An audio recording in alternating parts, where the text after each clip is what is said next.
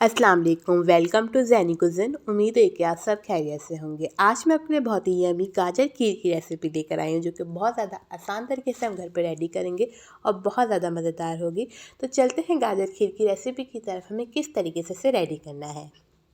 बिस्मिल्लाहिर्रहमानिर्रहीम। Recipe start करते हैं। सबसे पहले 3 गिलास दूध ले लेंगे, जिसे बॉयल आने देंगे।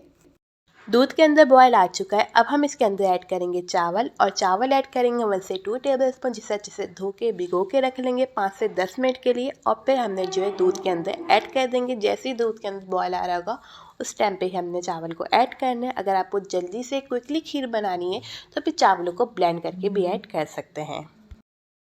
अब चावल जो है हाफ कुक हो चुके हैं, तो अब हम इसके अंदर ऐड करेंगे कद्दूकस की हुई गाजरों को। यहाँ पे आप गाजर को जो है कट करके भी बारीक बारीक ऐड कर सकते हैं। और गाजर को हमने जो है 5 से 6 टेबलस्पून ऐड करना है। बहुत ज़्यादा क्वांटिटी में भी गाजर को ऐड नहीं करना और बहुत ज़्यादा कम भी ऐड नहीं करेंगे।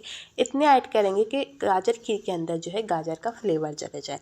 अब हमने गाजर डालने के बाद इसे अच्छे से मिक्स करेंगे और बॉयल कुक होने देंगे, ताकि गाजर भी अच्छे से कुक हो जाए और मिल्क के अंदर इसका फ्लेवर चले जाए और चावल भी फुल कुक हो जाए।